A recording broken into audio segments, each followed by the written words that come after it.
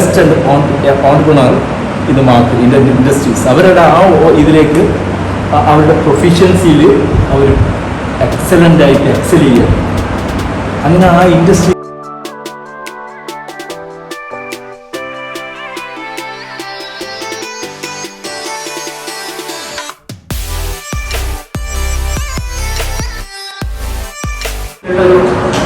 സ്റ്റാർട്ടപ്പാണ് open ഡാറ്റ് foundation എന്ന് പറയുന്നത്.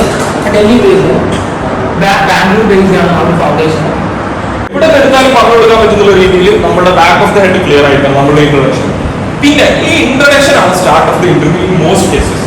ചില ഇന്റർവ്യൂവിൽ അവർ നമ്മൾ ഇൻട്രൊഡക്ഷൻ ഒന്നും ചെയ്യാണ്ട് അവർ സ്റ്റാർട്ട് ചെയ്യും. അവർ വേറെ അത് ചിലപ്പോൾ പേരെന്ന് ചോദിക്കും. എന്നാൽ നമ്മൾ ചിലപ്പോൾ പദവും ഇൻട്രൊഡക്ഷൻ നമുക്ക് കിട്ടുന്ന ഏറ്റവും വലിയ ഗിഫ്റ്റാണ്. കാരണം നമ്മുടെ ആ ഇൻട്രൊഡക്ഷൻ ആണ് ബാക്കി ഇന്റർവ്യൂവിൽ എങ്ങോട്ട് പോയിരുന്നത് തീരുമാനിക്കും.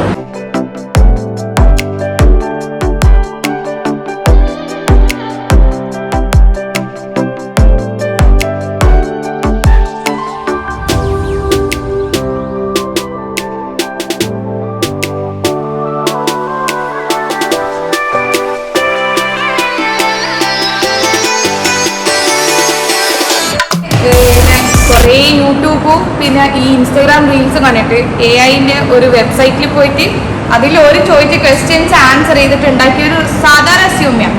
പിന്നെ ഒരു റെസ്യൂം ഒരു ഇന്റർനെറ്റ് കഫേയിൽ പോയി അവിടുത്തെ അവർ പറഞ്ഞ ഈ മോഡൽ എടുത്തോ, ഓക്കെ ആ മോഡൽ എടുത്തു, അങ്ങനെ ചെയ്തു. അങ്ങനെ വേറൊരാൾ അവർ ഓൾറെഡി ചെയ്ത ഒരു റെസ്യൂമേൽ ഞാൻ എൻ്റെ കട താഴെയാണ് കൊടുത്തിട്ടുള്ളത്. അതായത് ഞാനും ക്യാൻവേ തന്നെയാണ് ചെയ്യാറ്. പക്ഷെ ഏതെങ്കിലും ഒരു മോഡൽ എടുത്തിട്ട് അതിൽ നിന്ന് എഡിറ്റ് ചെയ്ത് മാറ്റി ഒരു സെന്റൻസ് പോലും അതെ. അപ്പോൾ നല്ലൊരു ക്ലാസ് ആയിരുന്നു.